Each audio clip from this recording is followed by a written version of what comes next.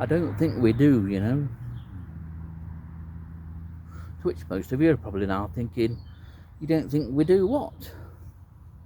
Well, I don't think for a minute that we really appreciate the fabulous construction and the ability of a spider to create this. This is a magnificent hammock type web, a sheet web which is held together and supported from upper foliage by a network of strands of silk. This is the web of Lyniphia triangularis, and if you've got any kind of shrubs and taller vegetation in your garden, you've probably got this spider in your garden. Quite harmless, won't bite, and they're quite remarkable things. There are thousands and thousands of strands of silk making up this flatter hammock part of the web. That's the bit of the web that prey fall into or fly up into, and which the spider remains just underneath, ready to grab any prey that unsuspectingly flies into it or falls into it. This sheet web is then held in place amongst the foliage by a whole network of strands, upright strands, strands horizontal at all angles, but each one is not random. It's there in place for a reason, to correctly hold the rest of this web in place where it is.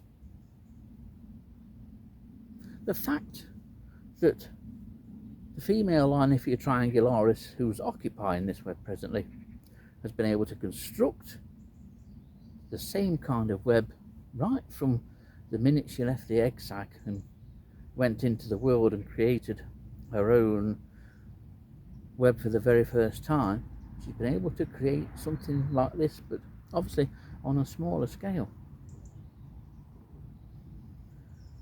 I know everyone will say it's just instinct, they're just dumb spiders without a brain, but instinct must be a wonderful thing in my eyes. If a tiny so-called brainless spider has the know-how on what to create, what strand of silk to put where, and to construct a web like this, it's similar to the orb weavers. It's pure genius, if you ask me. When you think of many invertebrates and animals, they're so quick to adapt, far quicker than what humans can. But these webs are fabulous. The hammock bit is obviously really dense, thousands and thousands of strands of silk, and it may look haphazard, all this network of supports, but it's a more organised network of seeming chaos webbing that the spider's done. The spider that constructed this knew what it was doing, and so did the other Lyniphia triangularis females, which are occupying this same gorse bush.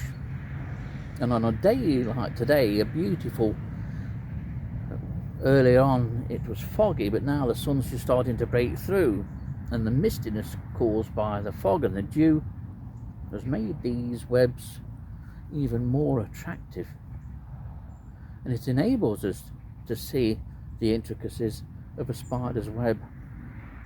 There's far more to them than what you might think, you know.